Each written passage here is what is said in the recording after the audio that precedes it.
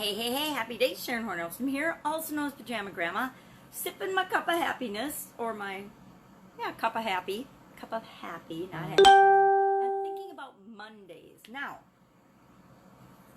how do you, right this minute, today, since it's Monday, awesome Monday, feel about Mondays? I have been one of those people that's always been a little bit blessed in that I love Mondays, no matter what I was doing. A lot of times I was going to school or going to a course or studying something or had a different job or career, but I always got excited about Mondays. I love the weekends. I love the weekend that I, even in corporate America, that I would spend with my family and my kids, but I was always excited to get back to work because I always had jobs that were interesting to me. Now, I did notice that I have like a 3-year personal cycle where I would get a new job or get in a new career, get in a new company or a new industry, get really excited about it, spend about a year learning absolutely everything I could about that company or that industry. And then the second year I would implement, create systems and processes and procedures for whatever business or industry I was in that helped to set an understanding and a framework and systems for success in that business.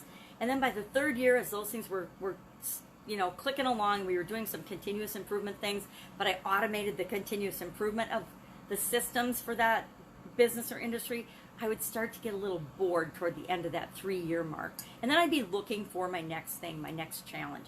And so I've had a whole career and a whole life of repeating that cycle. And sometimes it was 5 years, depending on how big a jump I made from industry to industry. And other times it was but usually I noticed that after 3 years, I was looking for the next challenge, or I was taking on a new department, or I was adding a new business to the businesses that my ex-husband and I were running.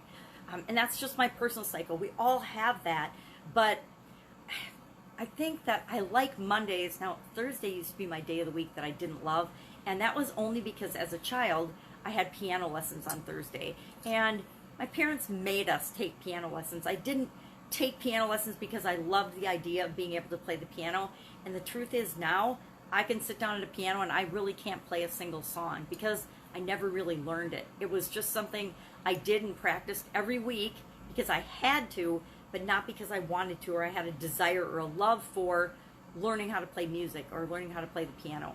I am not a particularly musical person. My granddaughter and my kids, it's gone from generation to generation, will tell me, "Don't sing, Grandma, you have a terrible voice." And I get that. When I was little, I had tonsillitis and laryngitis a lot, and so I have this gravel-gurdy, rough voice that's, not pretty to listen to.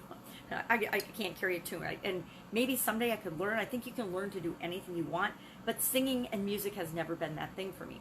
When I was younger, I loved music, other people's music. I had thousands and thousands of albums, if you remember what albums are, and cassette tapes, but I have never been like a singer. I think probably because in grade school, even my music teacher, Mrs. Pomonville, told me I couldn't sing. So when people tell you something, you start to believe it. But Mondays, I've always liked Mondays. So Mondays to me were always fun because I looked at them as the start of something new, the start of a new week every week. So I'm curious, how do you feel about Mondays? Do you love Mondays, or do you have the Mondays, a case of the Mondays where you just dread going back to work? You dread going back to your business. You dread leaving the weekend of your fun and hobbies and family and excitement and then do what you do to make a living.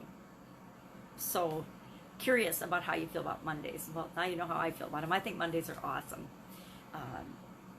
So I did a piece a few minutes ago about once in a blue moon and about things being rare and scarce. And maybe it's an anomaly. Maybe it's unique that the people that love Mondays or that like different days of the week. But I think that it's less rare and less scarce than we think it is. I think anything nowadays, especially with the advent of the internet and the opening up of the world and the knocking down of borders in terms of people knowing more about other people all over the world, I think that when we think we are the only ones experiencing or feeling something, all we have to do is go on the internet and search, and we will find that there are millions, if not hundreds of millions of people going through similar, and of course it's not the exact same experience because each of us are unique and different, and we experience life as only we can.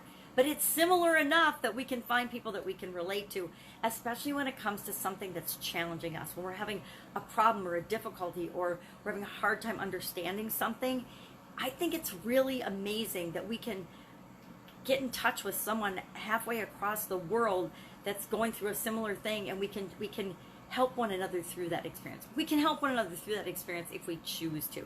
We can also get with a whole group of people that all we do is commiserate and feel sorry for ourselves and increase our sense of victimhood. But we can also do the opposite. Depends what you're looking for. You can find nowadays in the world anything you want, good or bad, positive or negative, things that empower you and make you better, or things that bring you down and make you worse. It's a matter of choice and what you're looking for. But I think that's really kind of fascinating and amazing. You know, a lot of times we go through experiences, you know, we relationships end, or businesses fail, or businesses are succeeding and we need help because we've got problems in a good way. We don't know how to, you know, keep up with the growth fast enough. Well, it's just a button away or a question away to go and find information on how to figure out what is my next step, what do I need to do next for a problem, or for, you know, for a good problem or for a bad problem. And I think that makes life pretty fun and pretty exciting right now. But other people might think that it's overwhelming, and they might see the negative side of that. We all see things differently. So that's what I've been thinking about this morning and working on. My amazing 4-year-old granddaughter's coming early today. I'm excited I get her before school today. So I'm just quick making my videos. I will not have time to do my one funnel away till she goes to school this morning. And so I'll hold off on that. We're starting funnel week. This is week 3 of the one funnel away challenge. It's not my first time through it, obviously, otherwise I'd be overwhelmed. And I will admit that the first time I went through it, I thought, oh, I've been doing funnels for over, 2 years, I guess almost 2 years at that point. And I'm good at funnels, right? I'm a certified partner for ClickFunnels, even though we're not officially certified partners anymore. Once you get certified, you're certified. And so I know a lot about funnels. I can do a lot about sales funnels and, the technology and everything. And I thought that this week, week 3, would be just a breeze for me, super easy. And it turns out it was actually the first time through, only the first time through, the beta time through, the hardest for me, because it was totally different than what I had expected. And it was easy but hard, because what I made myself do is follow the challenge exactly. So I had to pretend and unlearn everything I knew and do it as if I'd never done it before. And for me, that was the biggest challenge ever, was sometimes we know too much, right?